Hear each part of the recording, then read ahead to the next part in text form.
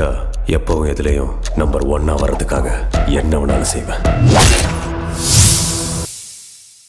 நாளைக்கு ஆயுத பூஜை கொண்டாடணும். ஆமாமா.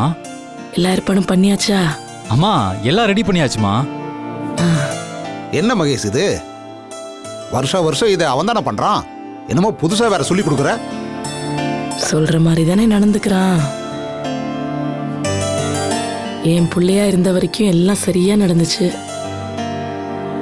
ஓ, இப்போ உன் பேச்ச கேட்கறது இல்லையா? உன் கை மீறி போயிட்டானா? அப்பா, இனிமே எல்லா வேலையும் ரொம்ப கரெக்டா நடக்கும். அப்பா நீங்க கொஞ்சம் சும்மா இருக்கீங்களா? அம்மா நான் எப்பவுமே உங்க புள்ளதாமா, அது என்னைக்கும் மாறாது. உங்க விருப்பப்படியே ஆயுத பூஜைய நம்ம தோட்டத்துல வச்சு ஜாம் ஜாம்னு கொண்டாடிடலாமா? அத்தை, அப்படியே எனக்கு ஒரு ஆசை இருக்கு. சொல்லுமா, மனசுல என்ன ஆசையா இருந்தாலும் வெளிப்படையா சொல்லு. இல்ல, ஆயுத பூஜை முடிஞ்சு அடுத்த நாள் சரஸ்வதி பூஜை. ஆமா, இது யாருக்குமே தெரியாத பரம ரகசியம் பாரு. கொஞ்சம் சும்மா இருக்கியா?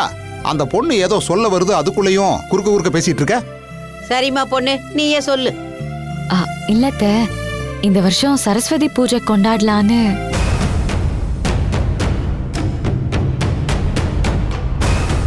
என்னப்பா நீ என்ன சொல்ற? அம்மா இல்ல, பூங்கொடிக்கு சரஸ்வதி பூஜை கொண்டாடணுமா? நீ என்ன நினைக்கிற? அம்மா இந்த வீட்டை பொறுத்த வரைக்கும் நீங்க என்ன நினைக்கிறீங்களோ அதாம்மா.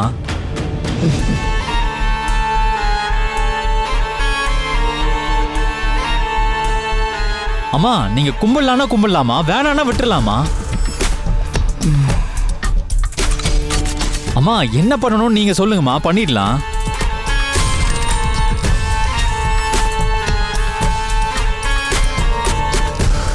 சரவணா.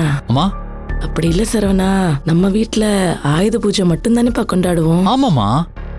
சரஸ்வதி பூஜை கொண்டாடி நமக்கு பழக்கம் இல்லையப்பா. கரெக்ட்டுமா.